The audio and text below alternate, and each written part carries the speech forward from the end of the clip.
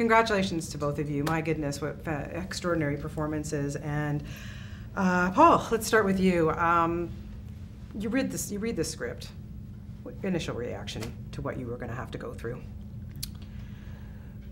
I mean, yeah, the initial reaction is, well, does one want to go through this? And truthfully, wasn't sure because really it's about what kind of film the director wants to make and how he wants to treat the subject matter. And are we really going to explore what these people are going through, or is it just going to be used for sort of child abduction for a cheap thrill, which would not be of interest to me? So really it was about sitting down with Denis, the director, and sort of talking about the character in the film. And luckily, he's a wonderful guy, and I think he had the right take on it. And I liked his film, his previous films very much once I watched them, and so it felt like take the leap.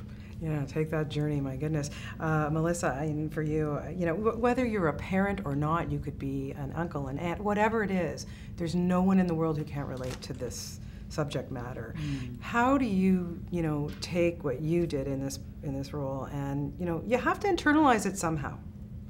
I just wonder where you go when you take on a role in a movie like this. It was a complicated, lonely thing, as it always is, only more so with these particular words to learn and thoughts to think and realities to connect and make it make sense, make her be a whole person, not a good person, not a bad person, but a whole and complete person who, just as every other person in the film, their circumstances have led them to where we find them in the movie. Holly is no different there. So yeah, no, there was the hard work. Paul has talked about it this morning too. Was the walking toward it. The set was just so beautiful. Denis as our guide, and having wonderful, delightful Hugh there, and he's just a great guide to be around, and you can tell quite easily when he needs a quiet time to himself or when he's ready and willing to chat with people. We had lovely conversations there on the set, and then to get to work ever so briefly with Paul was a great pleasure and honor for me, and working with Jake, a whole other kettle of fish comes into play, and all of it was just wonderful, wonderful work. So the trepidation of moving toward it was very much lost once we got to shooting. Yeah, being a parent, oh God, really it just made it harder for me to watch this movie. But watching someone like Hugh Jackman in a role like this, knowing what such a good person and nice guy he is, and the scenes between you and him in that bathroom will never leave my mind ever in my entire life until the day I die. I mean, seriously, Paul, you did such an extraordinary job. How did the two of you get through that? And then I want to know what happened after they said cut.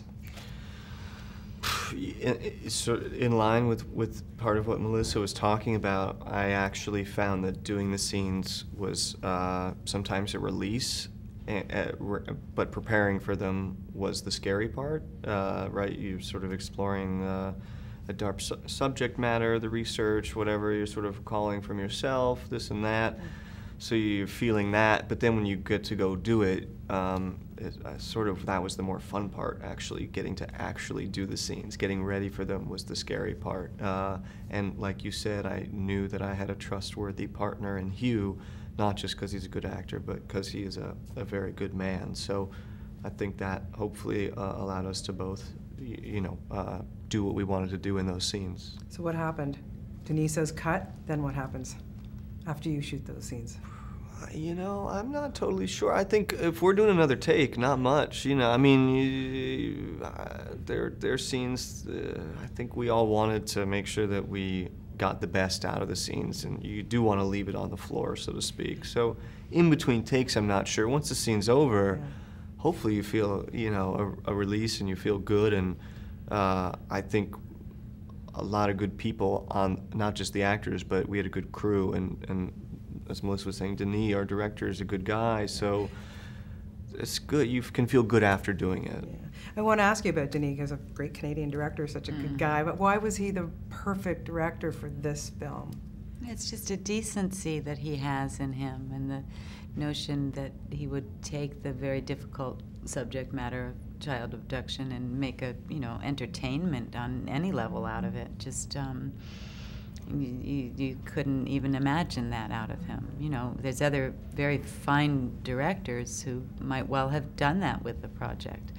And you just knew that Denis was going to go for a quality and a depth of examination that gave everyone at least a moment of grounded, real human behaviors. Mm-hmm. Paul, how about for you? How did he help you through? I was just recalling this, but I remember Jake and I talking about Denis. He's not good at BS. Like, he's really good at saying yes or no in an instinctual way. And I think that's also why he was able to treat the subject matter well and not just, like, want to thrill the audience or something. It's more about, okay, this is true to what the character is going through or it's not. So I think he had good instincts, not a good liar, which I think is important. But I think seeing his other films, you have to give yourself over to it. So, and the director is the final author of the film. So, just you got to put your trust in it and go for it, and you collaborate. Yeah. Yeah. You both make such amazing choices in the roles that you take. My goodness, you just keep upping yourselves in each role. It's unbelievable. But for you, I'll start with you, Melissa. What is it when you get a script now and you look at it and you go, is it the script? Is it the director? Like, what kind of gravitates you towards something now? It tends to be scheduling more than anything else. Okay, fair enough. If I could do it, I'll be happy to. Yeah. How about you, Paul? I'm not sure. I know that hopefully there's at least some sort of I feel like still the biggest goal is to become a better actor, frankly. So it's like, what challenges? I want to be kind of scared of the project. Otherwise I feel not good. And therein lies the difference between the male actor and the female actor. Well, you have another film in the festival, 12 Years a Slave, which unfortunately I haven't had a chance to see it, but what was it about that one? Because I've just been reading up about it, and that's pretty intense, too. Yeah. Well, like, really beautiful story. Just a beautiful story, and really good filmmaker. Good group of people as well. That one's not for the meek either. Yeah. But I think it's very good. Yeah. When you look back at your work and stuff, can you think about the career, the role that just flipped your life around? No. 30-some years ago, I was on a soap opera. I was nominated for an Emmy. And since that moment 30 years ago, there's been peaks and valleys again and again, and I wouldn't trade a single of the higher or lower moments. Good. No, good. You give us great stuff. And Paul, for you, the role that changed your life?